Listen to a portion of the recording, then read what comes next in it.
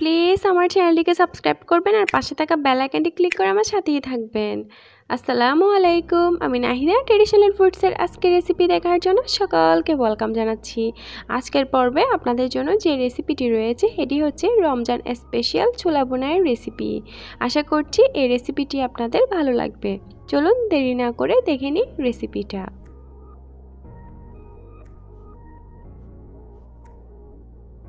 আমি এখানে 2 কাপ পরিমাণ ছোলা নিয়েছি আর নিয়েছি 2টি আলু। এগুলো আমি সিদ্ধ করে নেব এখন পরিমাণ মতো পানি দিয়ে। আর এগুলো কিন্তু আমি সারা রাত ভিজিয়ে রেখেছিলাম।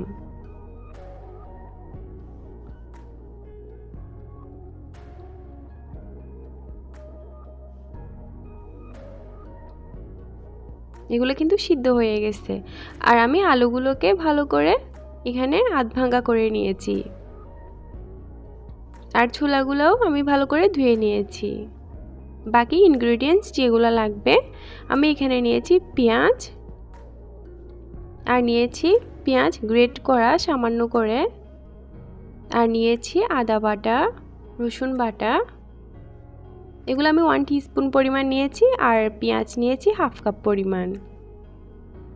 আর নিয়েছি এখানে ধনিয়া গুঁড়া 1/4 কাপ, আর নিয়েছি 1 টিস্পুন পরিমাণ হলুদের পেস্ট আর স্বাদ মতো লবণ। আর এখানে নিয়েছি আমি ধনিয়া পাতা কুচি,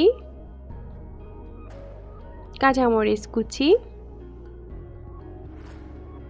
আর নিয়েছি পেঁয়াজের কলি কুচি, আর নিয়েছি টমেটো কুচি।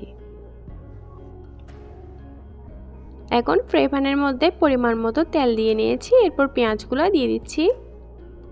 এগুলো সবগুলো দিয়ে ভালো করে নেড়ে চেড়ে একটু ভেজে নিব। আমরা কিন্তু সকলে কম বেশি ছোলা বোনা রান্না করতে পারি। আমি যেভাবে করি ওই রেসিপিটি আজকে আপনাদের সাথে আমি শেয়ার করতেছি। মশলাগুলোও দিয়ে দিলাম। এখন ভালো করে একটু নেড়ে চেড়ে নিচ্ছি। চুলার আঁচটা মিডিয়ামে রেখেছি। সামান্য করে পানি দিয়ে দিচ্ছি যাতে করে মশলাগুলো পুড়ে না যায়।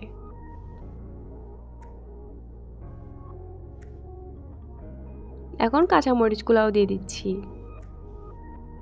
ঢেকে দিচ্ছি এগুলো একটু কষে যাওয়ার জন্য। এই পর্যায়ে দিয়ে দিচ্ছি আলুগুলো। এগুলো একটু মিক্স করে নিচ্ছি।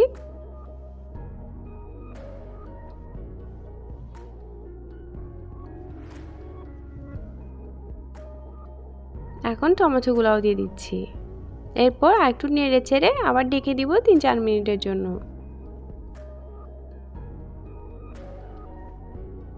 দেখবেন কালারটাও কিন্তু চেঞ্জ হয়ে গেছে আর এগুলো মশলাগুলোও ভালোভাবে কষে গেছে।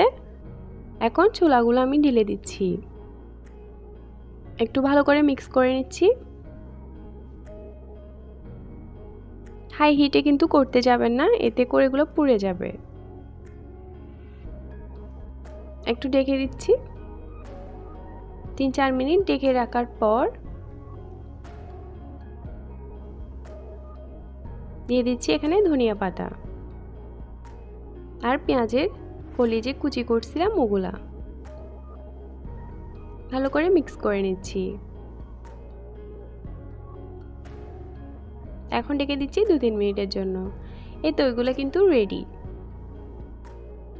আশা করছি আজকের রেসিপিটি আপনাদের ভালো লেগেছে। আর ভালো লাগলে আমার ভিডিওটিকে একটি লাইক দিবেন, আমার পাশে থাকবেন।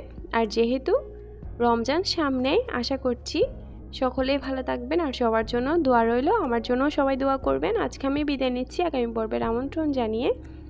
আল্লাহ হাফেজ, আসসালামু আলাইকুম।